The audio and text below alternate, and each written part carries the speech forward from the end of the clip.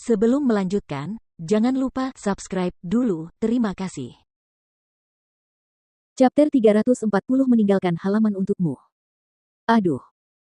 Feng Jiu yang saat itu tengah mengisi botol dengan bubuk obat tiba-tiba bersin, dia mengusap hidungnya dan bergumam pada dirinya sendiri, siapa yang memikirkan aku?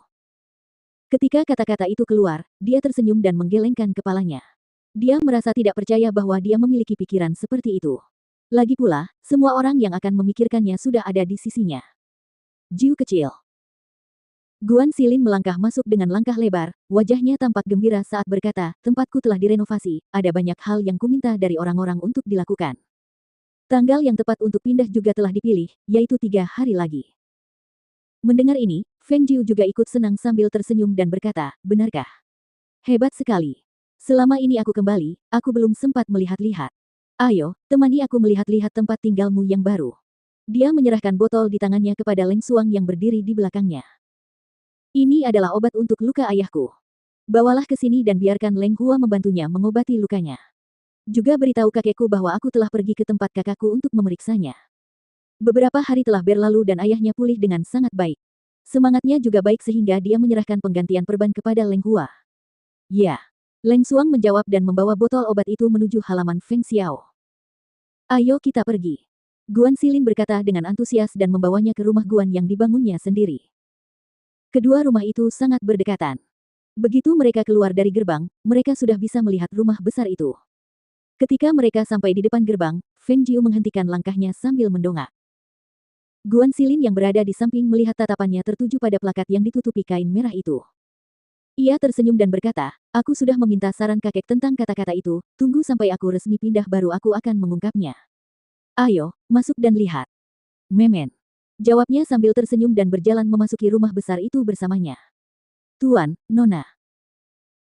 Ada beberapa pelayan yang sedang membersihkan dan seorang pengurus di dalam dan ketika mereka melihat orang-orang itu, mereka segera meletakkan semua barang mereka saat mereka datang untuk memberi penghormatan. Jangan khawatir, lanjutkan saja apa yang sedang kau lakukan. Guan Xilin melambaikan tangannya tanda pamit dan berjalan masuk bersama Feng Jiu sembari memperkenalkan berbagai tempat dan menjelaskan sumber inspirasinya. Lihat, ini adalah halaman timur, disinilah aku akan tinggal. Halaman ini adalah yang terbesar, ada cukup ruang untukku berlatih tinju. Aku bahkan telah meminta orang untuk memasang tiang kayu untuk latihan, oh ya, biar aku yang mengantarmu ke halamanmu. Mengapa kau sisakan halaman untukku? Dia menatapnya, tertegun. Tentu saja, kau adikku, bagaimana mungkin aku tidak menyediakan halaman untukmu? Kau harus tahu bahwa kediaman Feng adalah rumahmu, ini juga rumahmu. Selalu ada tempat untukmu di rumah ini. Dia menyeringai senang dan melanjutkan, aku tahu kau suka suasana yang tenang. Itulah sebabnya aku secara khusus menyediakan halaman selatan ini untukmu.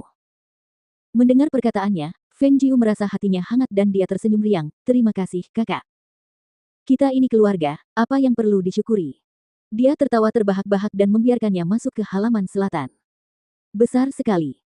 Melihat bahwa dia telah meninggalkan seluruh halaman selatan untuknya, dia tidak dapat menahan rasa terkejutnya.